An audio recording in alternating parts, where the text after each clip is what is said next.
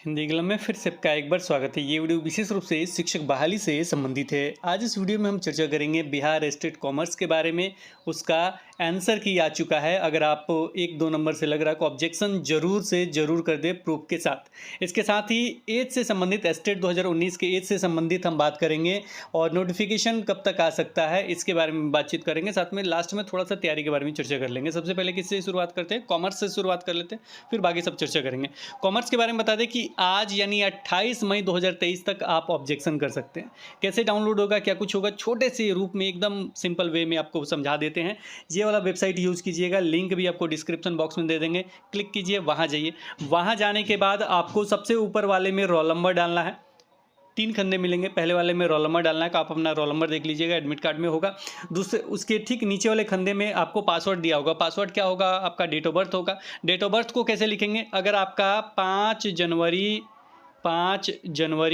1995 है तो ऐसे ही लिखेंगे 1995। ठीक, देख लीजिए 5 जनवरी है कि 05। इसके बाद क्या देंगे? डैश देंगे, यही वाला डैश जो दे रहे हैं हम। अंडरस्कोर मत डाल दीजिएगा, नीचे वाला मत डाल दीजिएगा। 05 ये वाला डैश। उसके बाद जनवरी, फरवरी, मार्च, अप्रैल जो भी है।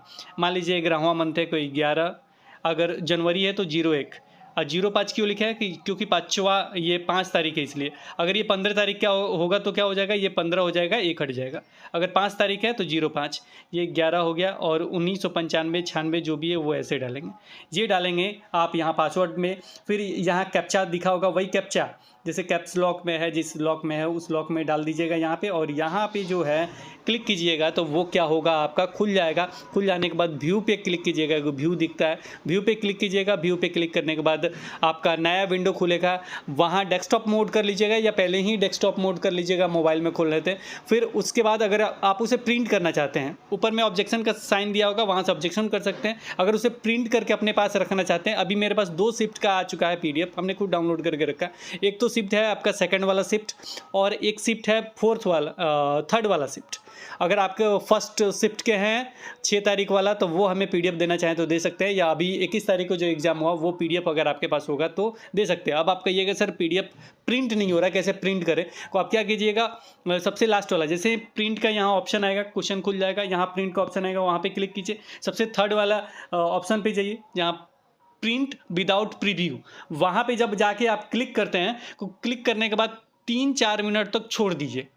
आप देखिए प्रिंट प्रीव्यू का साइन आ जाएगा वहाँ पे, मतलब एक प्रिंट करने वाला ऑप्शन जो आता है आपके मोबाइल में, उसको छोड़ दीजिए। थोड़ी देर तक ऐसे ही छोड़ दीजिए, 5 मिनट तक छोड़िए। 5 मिनट के बाद देखिएगा सब हाईलाइट किया हुआ आ जाएगा, और यहाँ पे सेव एज PDF का ऑप्शन आता है, वहाँ से सेव कर लीजिए।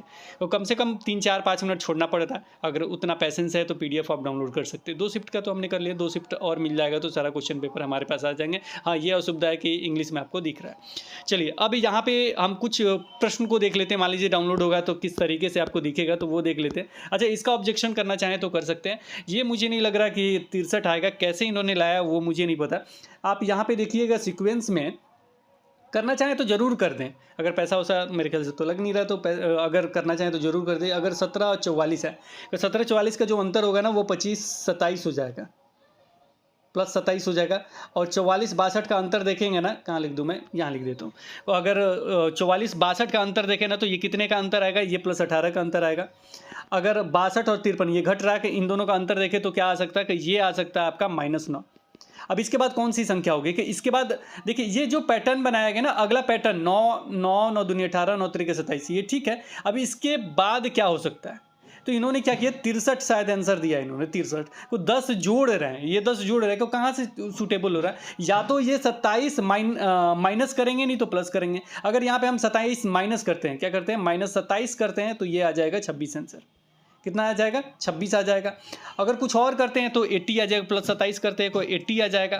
इसके अतिरिक्त कुछ और मुझे नहीं लगता कि कुछ ज़्यादा कुछ करना चाहिए। मेरे ख्याल से 26 ही इन्हें देना चाहिए। इनका भी जो ऑप्शन लगा है 26 है, को जो भी जिनका 1-2 नंबर से लग रहा है वो इसे ज़रूर ठीक कर लें। तो ये इस तरह का प्रश्न दिख रहा है। अगर आप नीचे चलेंगे तो देखिएगा इस तरह का अंग्रेजी में आपको ऑप्शन देखने को मिल जाएगा। ये 150 नंबर क्वेश्चन है, ये इनका करेक्ट आंसर है। ये जो सही वाला आंसर है वो है, ये इन्होंने जो टिक किया था वो आंसर है। क्लियर हो गया? रूट, यहाँ भी रूट। ठीक है, तो आपको समझ में आ गया हो कि कैसे इसे देखना है। अब चलिए कुछ अपडेट जान लेते हैं। ये आज के पेपर का न्यूज है, और भी पेपर में विभिन्न तरह का न्यूज है। 29 को लगेगी मोहर, ऐसा क्यों लिखा गया है 29 को लगेगी मोहर, 29 को क्यों है बैठक? इससे पहले भी हमने एक वीडियो बनाया था जिसमें हमने आपको बताया था कि एस्टेट जो कॉमर्स का एग्ज़ाम है उनका आंसर की आने वाला है, उससे पहले कुछ भी आपको देखने को नहीं मिल सकता। होने के लिए तो कुछ भी हो सकता है, लेकिन हमने कहा था कि कुछ भी देखने को नहीं मिल सकता। ठीक वही हुआ है, आंसर की हमने बताया था कि आपको पहले मिलेगा, आंसर की आपको मिल गया। अब देखिए 28 आज लास्ट डेट है, आंसर की का ऑब्जेक्शन क्या हो गया, मतलब ऑब्जेक्शन जो करने का डेट हो गया वो हो जाएगा समाप्त। इसके बाद आपको 29 तारीख को बैठक है, 29 को लगेगी मोहर ऐसे करके, तो 29 तारीख को सारा चीज़ फाइनल होने वाला है। 29 को अगर मोहर लगती है तो जाहिर सी बात है उन्हें क्या मिलेगा, रिजल्ट, फाइनल रिजल्ट 1-2 दिन में देखने को मिल जाएगा। ऑब्जेक्शन के बाद फाइनल रिजल्ट मिल जाएगा उन्हें, मतलब वो सारी चीज़ प्रोसेस हो गए। यानी एक तरह से कहा जाएगा कॉमर्स भी शामिल होने जा रहा है। इसीलिए सारी जितनी सारी दिक्कतें आपको दिख रही ना देर होने का, वो केवल कॉमर्स सब्जेक्ट के कारण ही दिख रहा है। ये मेरा पर्सनल मामला है, पिछले वीडियोस में भी हमने कहा था ये पर्सनल मामला है, अभी भी मैं वही कहूँगा। तो जैसे ही ये फाइनल होगा सारा चीज़ मोहर वगैरह लगता हुआ दिखेगा। एक चीज़ यहाँ पे हम आपको दिखाना चाहेंगे कि शिक्षा विभाग ये चाहता था, ये होना चाहिए था। अब पता नहीं शिक्षा विभाग का बात कोई और क्यों नहीं मान रहे, शिक्षा विभाग से भी बड़ा कोई है क्या? ये लिखा गया है इसलिए हमने कहा, ये नहीं करेंगे निगेटिव मार्किंग ये सारी चीज़ दोस्तों। अरे भाई कम से कम समय बढ़ा दो, निगेटिव मार्किंग करके 2 घंटे में 150 क्वेश्चन का फल ले, वो भी वैसे अभ्यर्थियों से जो आज तक मेरे ख्याल से कुछ एग्जाम छोड़ के, 1-2 एग्जाम छोड़ के, चाहे वहाँ नहीं बैठते होंगे बिहार में एग्जाम दे रहे होंगे, बहुत सारे एग्जाम ना निगेटिव मार्किंग नहीं होता है, जो भी वो लगभग भाग लेते हैं। 1-2 छोड़ दिया जाए तो अपवाद के रूप में, आप उसमें निगेटिव मार्किंग, समय कम, सारा चीज़ जितना छाटना है छाट लो। ये नहीं देख रहे हो कि हाई स्कूल में और ये सभी जगह अगर देखा जाए +2 लेवल पे, 9th लेवल पे मात्र एक ही एग्ज़ाम होता है, वही फाइनल एग्ज़ाम होता है। वैसे हम नहीं कहेंगे कोर्ट वगैरह जो भी है, वो सारे लोग तो कहीं रहे कि ये हो जाएगा वो हो जाएगा, नोटिफिकेशन है, वो चीज़ तो देखा जाएगा, वो तो झेलना है, सभी को झेलना है, देर लगे चाहे जो भी हो, लेकिन आप तैयारी करते रहिएगा। तो ये है पूरा 100 अंकों का ही हो, निगेटिव मार्किंग नहीं रखा जाए, क्वालिफाइंग पेपर के भी पक्ष में शिक्षा विभाग नहीं था। हालांकि सोमवार को बैठक में ही परीक्षा पैटर्न फाइनल हो गया, 1 से 12 तक का ये होगा, और ये डेट उन्होंने फाइनल कर दिया, 19, 20, 26 और 27। ये सारी चीज़ डेट ना बाद में फाइनल होते हैं, पहले ही सारी चीज़ फाइनल कर दिए। क्या करना, हमें देना इन्फॉर्मेशन, लेकिन कुछ सोच समझ के सारी चीज़ करना चाहिए। हो सकता है कुछ अभ्यर्थी ना इतने तेज सर डेट दीजिए, आप कितना हो डेट लीजिए, कुछ भी कर लीजिए, ये शिक्षकों का है भर्ती प्रक्रिया। ऐसे बहुत सारी चीज़ें आपको देखने को मिलेंगी, नहीं होगा तो इतिहास देख लीजिएगा। वैसे हो जाए सारी चीज़ बहुत अच्छी बात है, हम भी चाहते हैं। कोई ये होगा आपका निगेटिव मार्किंग वगैरह सारी चीज़ आप जानते ही हैं, इससे पहले हमने बता रखा है, और हम चाहेंगे कि आप अपना तैयारी अच्छे तरीके से करते रहें। जो हो सकेगा उसके लिए हम ज़रूर कुछ करेंगे आपके लिए। नहीं होगा कुछ साइंस वगैरह आपका ज़रूर हम लास्ट तक मतलब लास्ट 2-3-4 वीडियो में हम पूरा साइंस 9th 10th का आपका ख़त्म कर देंगे। मतलब केमिस्ट्री का 9th का एक या लेसन वाइज बनाए, चाहे जैसे भी बनाए, बायोलॉजी 1-2 वीडियो में, फिजिक्स 1-2 वीडियो में, ऐसे ही 10th का 9th का हम कोशिश करेंगे आपको लास्ट में देने का, यानी कुछ दिन बाद सारा चीज़ स्टेबल हो जाता है उसके बाद। तो ये हो गया आपका साइंस वगैरह, बाकी सब चीज़ें ना देखते रहें, तैयारी करते रहें। अगर हमसे पूछेंगे सर क्या ज्वाइन करें क्या नहीं करें, आप तो स्टार्ट नहीं कर रहे, इसलिए स्टार्ट नहीं कर रहे हैं, कुछ चीज़ें दिखते हैं, कुछ परेशानी है। हम बता रहे हैं कि जैसे में जो आपको ऑथेंटिक लगे, अगर किसी का नाम मैं लूँगा तो कहेंगे इनका नाम ले लिया, उनका नाम छोड़ दिया। हम किसी का नाम लेके स्पेशली नहीं कर सकते, लेकिन आप जो भी देखें, जो भी आपको पसंद आए और जो आपको समझ में आए। एक तो सबसे ज़रूरी है कि आप सेल्फ स्टडी ज़रूर करें। कोई कोचिंग वाला कितना ही पढ़ा दे, कुछ भी कर दे, उससे कुछ नहीं होने जा रहा। जो होगा आपके दिमाग से होगा। एग्ज़ाम में आपको बैठना है। अरे जानते हैं आप अपने दिमाग को कैसे बनाना है? आप अपने दिमाग को इस समय स्कैनर बनाइए। स्कैनर क्या होता है? वो क्या होता है, जो भी चीज़ें लिखा हुआ होता है ना, वो दिमाग में फिट बैठता है। ये कैसे काम करेगा, कि ये दिमाग होना चाहिए, कैसे ये काम करेगा। जैसे मैं हमने कहा था कि तैयारी में कुछ बताएंगे, इसके बारे में बता दूँ, फिर उसको अपडेट करता हूँ। ये 10 वर्ष की छूट देने की बात कहा गया है। इसमें जाहिर सी बात है कि एस्टेट 2019 का जो एग्जाम हुआ था ना, उनको जो छूट मिला था वो आगे भी मिलेगा। हमने जो भी कहा है कि एस्टेट में जो भी भाग लिए थे, जिस तरीके से प्रारूप था, जो एज वगैरह सारा चीज़ था, वो लेंगे ही, नहीं तो बहुत सारा मैटर ऐसे ही फंसा हुआ और भी फंस जाएगा। तो वही चीज़ लिखा गया है कि जो ये हैं वो 1/8/2023 को मान्य होगा। जो अलग है उन्हें 10 वर्ष का छूट, ये डेट देखते हुए। परंतु STT 2019 में उत्तीर्ण प्रशिक्षित थे, ये भी याद रखिएगा। अब एक लिखा है कि सर 2020 में हुए, उसमें हम क्या कर सकते हैं? या तो चुप बैठो, नहीं तो हमको बताओ, नहीं तो बताओगे किसी चीज़ में कह दूंगा तो फिर दिक्कत हो जाएगा। इसीलिए अगर किसी गलती से कुछ गलती कर रहे हैं तो जब तक छुप सकता है अब हम कुछ क्या करें, गलत तो हम कह नहीं सकते। आप अपना देख लीजिए जो भी किए हैं, जिस तरीके से नोटिफिकेशन स्टेट का निकला था उस तरीके से आपको क्वालिफाई होना होगा। अगर वहाँ पे ज्योग्राफी और वो सब्जेक्ट ज्योग्राफी हिस्ट्री मांगा गया है, अगर वो होगा तभी आगे कुछ होगा, ये याद रखिएगा। यहाँ पे देखा जाए, इस नियमावली के अधीन नियुक्ति के प्रथम संव्यवहार में अधिकतम आयु सीमा में 10 वर्ष की छूट दिनांक 1/8/2019 को आधार मानकर दे होगी। ये मानकर दे होगी यानी ये डेट मानकर, ये डेट नहीं, ये डेट मानकर दे होगी। तो ये सारी चीज़ हैं। और निर्णय लिया इनके संदर्भ में अधिकतम आयु सीमा शिथिल रहेगा। नियुक्त जो भी कार्यरत शिक्षकों की अधिकतम सीमा है, निमित्त यह निर्णय लिया थे इनके संदर्भ में अधिकतम आयु सीमा शिथिल रहेगा। तो सारे लोग भाग लीजिए आइए। लेकिन इन्हें क्या करना चाहिए ना, जब वो भी भाग ले रहे तो इनको सीट पे नहीं फाइट करा के ना, मतलब कुछ करना चाहिए। मान लीजिए कि जितने 3 लाख हैं तो 3 लाख को राजकर्मी जब आपको देना ही है, अगर दिल से आपका है तो उन्हें डायरेक्ट उसी सीट पे दे देना चाहिए और डायरेक्ट इन सीटों पे ये करना चाहिए, नेगेटिव मार्किंग हटा देना चाहिए, 2 घंटे की जगह 2.5 घंटा करना चाहिए। ये सारी चीज़ अगर गवर्नमेंट करती है तो कुछ अच्छा सोचने को मिलेगा। क्योंकि आप जो भी कैंडिडेट लोगे ना, मेरिट के हिसाब से लोगे, वो भी जो परीक्षा ले रहे हो उसके मेरिट के हिसाब से। जाहिर सी बात है जो भी छन के आएंगे वो तो बेहतर आपके पास छन ही के आएंगे। अब आप सोच रहे हो जैसे बहुत सारे बच्चों को हम छांट दें, अगर ये सोच के कर रहे हो तो जो मर्जी वो करो, कि हम कुछ ही कैंडिडेट को सिलेक्ट करें, एकदम सिलेक्ट जो लगे कि कैसा हूँ खींच तान के, या लक वगैरह भाग्य वगैरह। देखिए ऐसा नहीं है कि आप एक ही एग्जाम में उस बच्चे को हर तरह से आकलित कर लेंगे, ऐसा कभी नहीं है।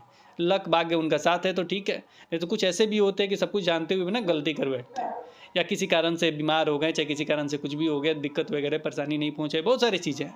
तो जब तक सारी चीज़ें आपके पॉजिटिव वे में कार्य नहीं करेगी तब तक नहीं होगा। तो अगर ये सोचते हैं कि तुक्का नहीं मार सकता, ये नहीं कर, बहुत सारे ऐसे बच्चे मिलेंगे कि पढ़ा कुछ नहीं, गया तुक्का मारा, उनका प्लस पॉइंट हो गया, आ जाता है, ऐसा भी होता है। तो बहुत सारी चीज़ें होती हैं, जो जिसके भाग्य में लिखा है वो मिलेगा। एक चीज़ और आप ध्यान में रखें कि आप मेहनत जरूर करते रहे, मेहनत का फल हमेशा मीठा ही होता है। आप जब तक कर्म नहीं करेंगे तो आपको फ़ायदा नहीं मिलेगा। ठीक है, तो ये सारी चीज़ आप समझ गए। अब हम ये बात कर रहे थे कि कैसे आप तैयारी करें। कुछ तैयारी में हम आपसे ज़रूर कहेंगे कि जो भी किताब पढ़ रहे हैं, एक तो बिहार से संबंधित किताब हो, बिहार बोर्ड का किताब हो, ठीक है। अगर साइंस वगैरह पढ़ रहे हैं तो एनसीईआरटी ही चलता हो। अगर नया वाला हो तो और अच्छी बात है, कुछ शब्द ना इधर उधर मिलेंगे आपको। जैसे साइंस का अगर किताब 3 साल 4 साल 5 साल पहले का पुराना देखेंगे, नया देखेंगे, और कुछ शब्दों को जोड़ दिया गया इधर उधर करके, तो ये सारी चीज़ आपको देखने को मिलेंगे। थोड़ा सा तब्दील वगैरह होते रहता है, तो उसे देखने के लिए कि थोड़ा सा अपडेटेड वाला ले लेते हैं, अच्छी बात है।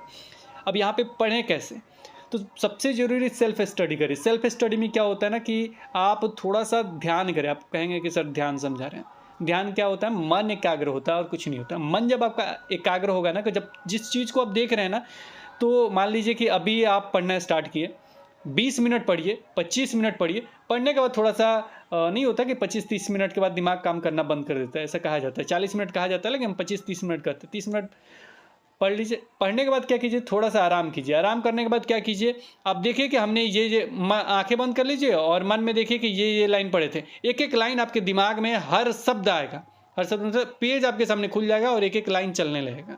इस तरीके से पढ़िए, देखिए कितना मज़ा आता है।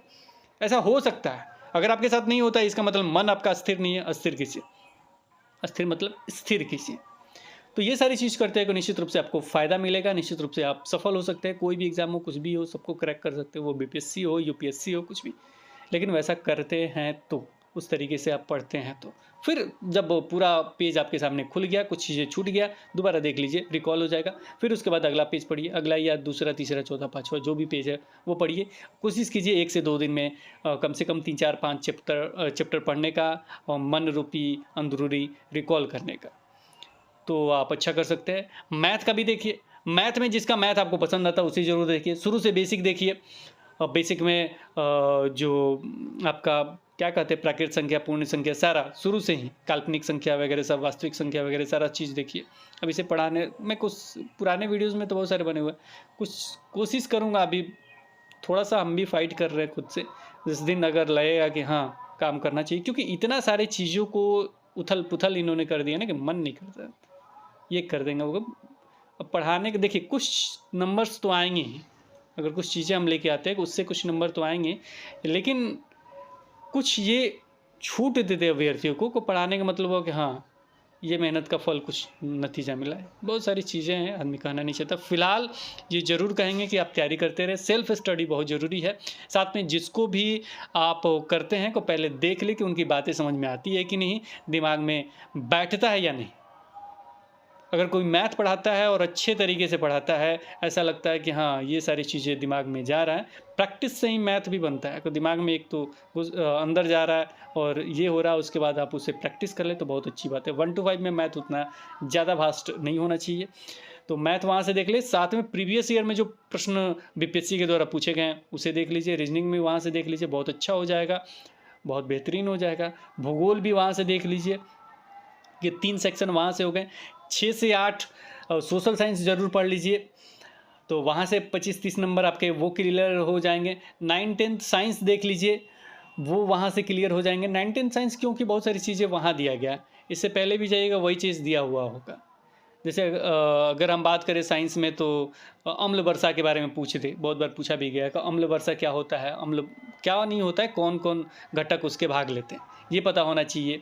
अगर कोई सोना को गलाना है, ये पता होना चाहिए। और तेजाब वगैरह का सूत्र थोड़ा बहुत पता होना चाहिए, थोड़ा सा ये चीज़ें जानना चाहिए। हाथ से जो गैस है वो कौन सा गैस है, नाइट्रस ऑक्साइड है कि कौन है, ये सारी चीज़। अम्ल वर्षा में आता है तो कौन आता है, H2SO4 आता है कि क्या आता है, H2SO4 आता है कि कौन आता है, H2SO4 आता है, HNO3 आता है, ठीक है। और HNO3 के साथ देखिए ये हो गया अम्ल वर्षा। अब HNO3 के साथ क्या मिल जाए, HNO3 के साथ अगर HCl मिल जाए, HCl, तो ये हो गया अम्लराज आपका। कोई एक दूसरे से जोड़ते हुए याद कीजिए ना, खट दिमाग में बैठ जाएगा। सर ने लिखा था H2SO4 है, HNO3, ये तो अम्ल वर्षा वाला हो गया, और HNO3 और HCl। अब HCl के कितने भाग और इसके कितने भाग, ये भी याद होना चाहिए। तो ये दोनों मिल के ना सोना को गला देते थे। इसको कौन सा रेजिया तो कहते हैं, इक्वा रेजिया, ये कहते हैं। इक्वा मीन्स क्या होता है, पानी, पानी के साथ रेजिया, तो ये दोनों शब्द याद भी रहेगा। हाँ, इक्वा पढ़े थे, इक्वा मतलब पानी। इक्वारेजिया कुछ शब्द को तोड़ते हुए समझते हुए पढ़िएगा, थोड़ा भी दिक्कत नहीं। लिक्विड फॉर्म में होता है, इक्वारेजिया हो गया, पानी हो गया, अम्लराज इसी को कहते हैं। और पढ़ाने के लिए कहा जाए तो बहुत सारी चीज़ें हैं, और क्या याद आ रहा था, यहाँ आते हैं तो भूल जाते हैं। अब यहाँ पे ये हो गया, नाइट्रस ऑक्साइड हो गया, N2O, ये हो गया आपका क्या, लाफिंग गैस। और कास्टिक सोडा वगैरह सारा चीज़ याद होना चाहिए। जैसे में क्या कहते हैं, बेकिंग सोडा, खाने वाला सोडा जो होता है, कास्टिक सोडा, और व्यंजक चूर्ण, ये सारी चीज़ का एक नहीं होता कि थोड़ा सा वो तो मैंने शायद डाला भी था ग्रुप में कुछ चीज़ें बहुत पहले। ये सारी चीज़ याद होनी चाहिए। विलियन वगैरह के बारे में कुछ पता होना चाहिए। बायोलॉजी में आपका उत्तक क्लियर होना चाहिए, आपका कुछ का क्लियर होना चाहिए, जनन आपका क्लियर होना चाहिए। जनन में तो पौधे का जनन तो स्पेशल है, वहाँ से देखना चाहिए कौन कौन से भाग होते हैं, कैसे कैसे क्या होता है, वो होता है। आनुवंशिकता के बारे में थोड़ा सा पढ़ा हुआ होना चाहिए। आनुवंशिकता में आपका ये समजात अंग समरूप वाला जो होता है, समरूप समजात, ये दोनों होना चाहिए कि दोनों में क्या क्या है, क्या भिन्नता है, क्या समानता है। और ये हो गया आपका। और 10th में कौन सा एक पार्ट है आपका, क्या कहते हैं उसको, जय विकास वगैरह है, तो इसमें ये सारी चीज़ ज़रूर क्लियर करके रखिएगा। हाँ, एक और चीज़ किसी ने पूछा था कि सर रदरफोर्ड वाला बता दीजिए। देखिए, एक चीज़ याद रखिएगा, फिर से इस वीडियो में हम बता देते हैं, इलेक्ट्रॉन, प्रोटॉन और न्यूट्रॉन की खोज हमेशा कभी कभी पूछ दिया जाता है। वैसे बहुत सिंपल सा ये क्वेश्चन हो गया, लेकिन कभी कभी पूछ दिया जाता है, तो ये तो बेसिक सा है, लेकिन समझ लीजिए। तो इलेक्ट्रॉन जो होता है, इलेक्ट्रॉन एक तो ये जान जाइए कि कौन सा चार्ज होता है, नेगेटिव चार्ज होता है। प्रोटॉन पे कौन सा चार्ज होता है, धनायन होता है। और एक होता है न्यूट्रॉन जो उदासीन होता है। इलेक्ट्रॉन का खोज किसने किया, तो इसके लिए हमने एक शब्द याद कराया था, ईंट पर नाच, ठीक है। अब नाच का मतलब न्यूट्रॉन, और ये हो गया चैडविक। प्रोटॉन का पर रदरफोर्ड आता है, लेकिन रदरफोर्ड ने नाभिक का खोज किया था, ठीक है, याद रखिएगा, रदरफोर्ड ने नाभिक का खोज किया था। तो इसके जगह पे इनका नाम किसी किसी बुक में दे दिया जाता है, लेकिन इसके जगह पे इनका नाम आता है आपका गोल्डस्टीन का, गोल्डस्टीन का लिख लीजिएगा। और ईंट पे मीन्स क्या हो गया, जे थॉमसन, TH से था होता है ना, को टी आ गया, का TH से था हो गया, तो ईंट पर नाच जे थॉमसन। मुझे लग रहा है कि क्लियर हो गया। ये तो एक बार और हमने बताया भी था। और ये भी हमने बताया था कि बीच में कौन होते हैं, केंद्र में कौन होते हैं, कि प्रोटॉन और न्यूट्रॉन होते हैं। प्रोटॉन और न्यूट्रॉन कहाँ होते हैं, नाभिक में होते हैं। और नाभिक का खोज किसने किया था, रदरफोर्ड ने किया था। इलेक्ट्रॉन क्या करते हैं, इलेक्ट्रॉन इसके चारों तरफ चक्कर लगाते हैं, जो माइनस वाला है। और इसमें जब भी द्रव्यमान संख्या की बात है, अब इसमें परमाणु संख्या जो होता है, ये तो हमने पढ़ाया भी था, परमाणु संख्या जो होता है, परमाणु संख्या बराबर इलेक्ट्रॉनों, एटॉमिक नंबर, यानी परमाणु संख्या बराबर इलेक्ट्रॉनों की संख्या बराबर आपका होता है प्रोटॉनों की संख्या। प्रोटॉनों की संख्या बराबर इलेक्ट्रॉनों की संख्या बराबर एटॉमिक नंबर, यानी परमाणु संख्या। जो काउंट करते हैं ना, हाइड्रोजन का 1, हीलियम का 2, हाइड्रोजन हीलियम लिथियम का 3, ऐसे ही काउंट करके रखते हैं। तो ये मान लीजिए इसका 3 है, तो इसका भी कितना होगा, 3 होगा, तो इसका कितना होगा, 3 होगा। अगर द्रव्यमान संख्या मिले, पूछे, तो याद रखिएगा इसका नहीं, खास करके इसका प्रोटॉन का, प्रोटॉन प्लस न्यूट्रॉन, जो न्यूट्रॉन की संख्या है वो, मान लीजिए कि इसका 3 है और इसका भी 3 है, तो द्रव्यमान संख्या कितना हो जाए, 6 हो जाएगा। और अगर इसका 3 है, इसका 4 हो जाए, 4 है न्यूट्रॉन का, तो द्रव्यमान संख्या कितना हो जाएगा, 7। ठीक है, तो ये होता है द्रव्यमान मीन्स, एक तरह से समझ जाइए बेसिक भाषा में, भार उसका।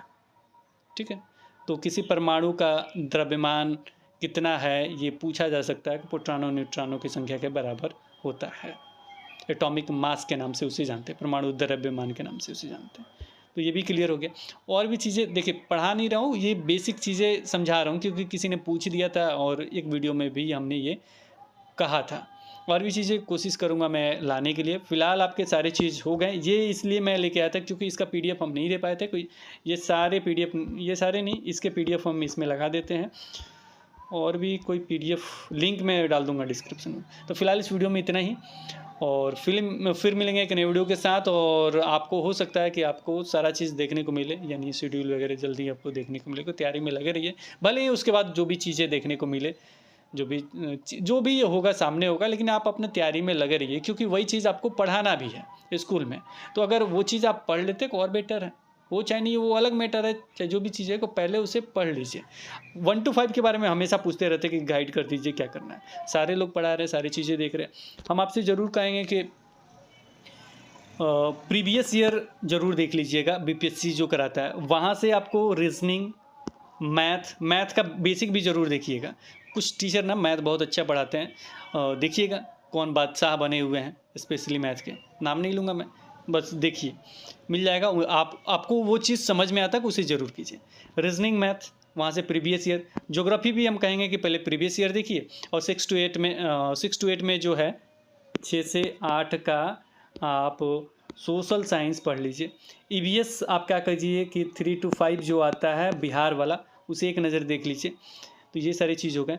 और 1885 से लेके और ये 1947 का एक बार पूरा देख लीजिएगा। करंट अफेयर्स के लिए हम आपसे कहेंगे कि अभी आया था ये घटना चक्र का जो आया था, मुझे कुछ लोग कहते प्रतियोगिता दर्पण ले लीजिए, लेकिन पता नहीं मुझे घटना चक्र थोड़ा सा अच्छा लगता है, तो वहाँ से देख लीजिए एक पैटर्न से रूप में जो आया हुआ है। उसके बाद जो 1-2 मंथ के हैं वो अलग से ले लीजिएगा, जो करंट के हैं।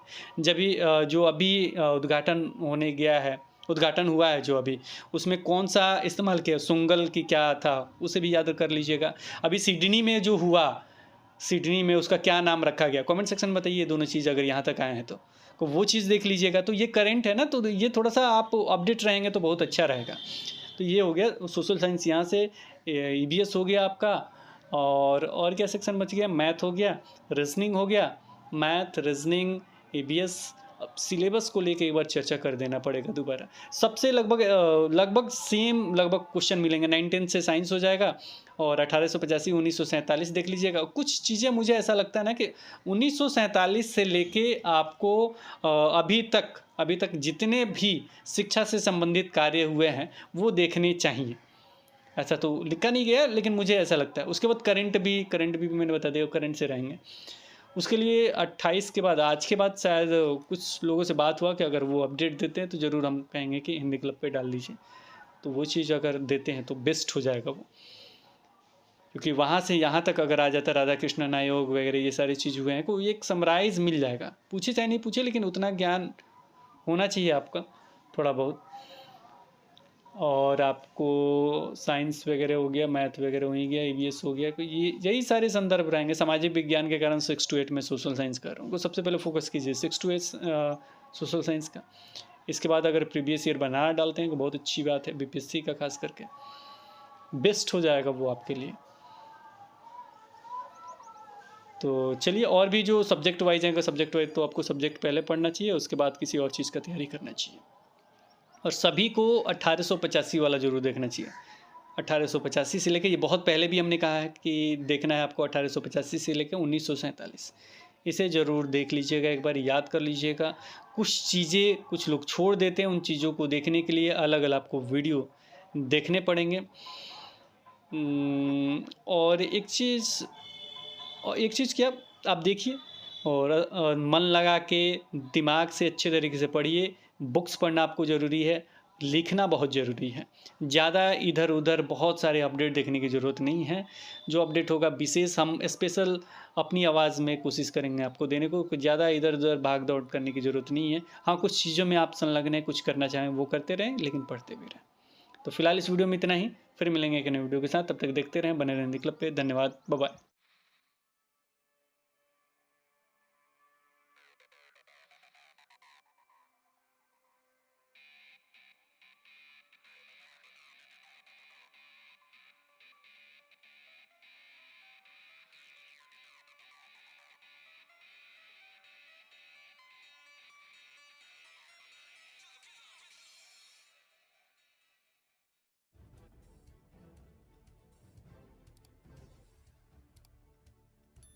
सब्सक्राइब कीजिए हिंदी क्लब को, दबाइए इस बेल आइकॉन को ताकि हमारा वीडियो आपको मिले सबसे पहले। शेयर करें अपने दोस्तों के साथ ताकि वो भी इसका लाभ उठा सके। ये सब बिल्कुल फ्री है।